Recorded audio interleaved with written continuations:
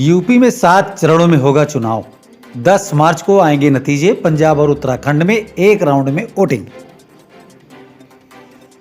लोकसभा चुनाव के सेमीफाइनल कहे जा रहे उत्तर प्रदेश समेत 5 राज्यों के चुनाव का ऐलान निर्वाचन आयोग कर दिया है। 403 विधानसभा सीटों वाले उत्तर प्रदेश में 7 चरणों में मतदान होगा। इसके अलावा उत्तराखंड, गोवा और पंजाब में 14 फरवरी को एक ही राउंड में मतदान होना है। मणिपुर में 2 चरणों में 27 फरवरी और 3 मार्च को होगी वोटिंग। उत्तर प्रदेश में पहले राउंड की वोटिंग 10 फरवरी को होगी। इसके बाद दूसरे चरण का मतदान 14 फरवरी को होना है। 20 फरवरी को तीसरे और 23 तारीख को चौथे राउंड की वोटिंग होगी। 27 फरवरी को पांचवें, 3 मार्च को छठे और 7 मार्च को 7 राउंड का मतदान होना है। मुख्य निर्वाचन आयुक्त सुशील चंद्रा ने बताया कि 10 मार्च को सभी राज्यों के नतीजों का ऐलान किया जाएगा। रैली, रोड शो पर लगी रोक, सिर्फ वर्चुअल कैंपेन की होगी परमिशन। यूपी समेत सभी 5 राज्यों में वोटिंग का समय 1 घंटा बढ़ा दिया गया है। इसके अलावा सभी राज्यों में 15 जनवरी तक किसी भी तरह की rally, road show, bike rally, नुक्कड़ सभाओं पर रोक लगा दी गई है। सिर्फ वर्चुअल कैंपेन की ही अनुमति होगी। 15 जनवरी के बाद हालात की समीक्षा की जाएगी। यदि कोरोना नियंत्रण में होता है तो फिर कुछ छूट दी जा सकती है। चुनाव की समाप्ति के बाद किसी भी तरह के विजय जुलूस पर रोक होगी। सभी चुनाव अधिकारियों के लिए कोरोना की दोनों डोज जरूरी।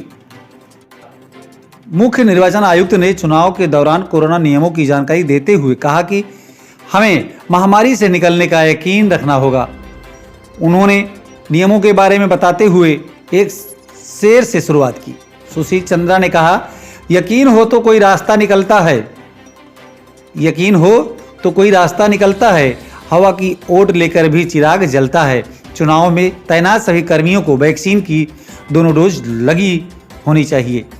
चुनाव आयुक्त ने कहा कि उत्तराखंड और गोवा में ज्यादातर लोगों को दोनों डोज लग चुकी है। यूपी में 90% वयस्कों को कम से कम 1 टीका लग चुका है। ऑनलाइन भी हो सकेगा नामांकन। अधिसूचना तत्काल प्रभाव से लागू। चुनाव आयोग ने कहा कि इलेक्शन के दौरान अवैध पैसे और शराब पर कड़ी निगरानी रखी जाएगी।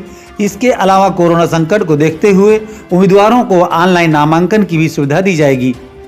चुनाव आचार संहिता इलेक्शन शेड्यूल जारी होने के बाद ही लागू हो जाएगी। चुनाव की अधिसूचना तत्काल प्रभाव से लागू हो गई है और इसके चलते अब किसी भी राज्य में कोई सरकार जनता को लुभाने की घोषणाओं का ऐलान नहीं कर सकेगी। आपराधिक छवि वाले उम्मीदवारों के बारे में अखबार में देनी होगी जानकारी। मुख्य चुनाव आयुक्त ने एक नियम की घोषणा करते हुए कहा कि यदि कोई राजनीतिक दल आपराधिक छवि वाले कैंडिडेट को चुनता है तो उसके बारे में अखबारों में जानकारी देनी होगी। इसके अलावा यह भी बताना होगा कि उन्हें क्यों चुना गया है। उम्मीदवारों को भी अपने ऊपर दर्ज आपराधिक मुकदमों के बारे में जानकारी होगी। मुख्य आयुक्त सुशील चंद्रा ने कहा कि सभी राज्यों में कुल 900 पर्यवेक्षक चुनावी प्रक्रिया पर नजर रखेंगे। हर कार्यक्रम की होगी वीडियोग्राफी।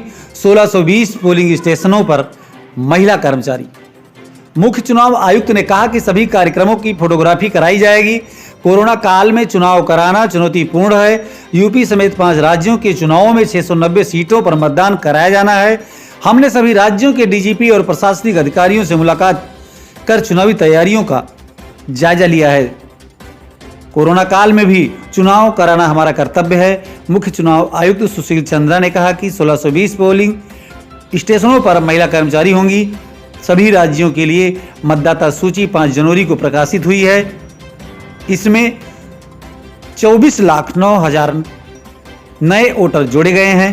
पोलिंग स्टेशनों में 16% का इजाफा हुआ है। नई दिल्ली से ब्यूरो रिपोर्ट। फिर मिलेंगे अगली खास खबरों के साथ। तब तक के लिए नमस्कार।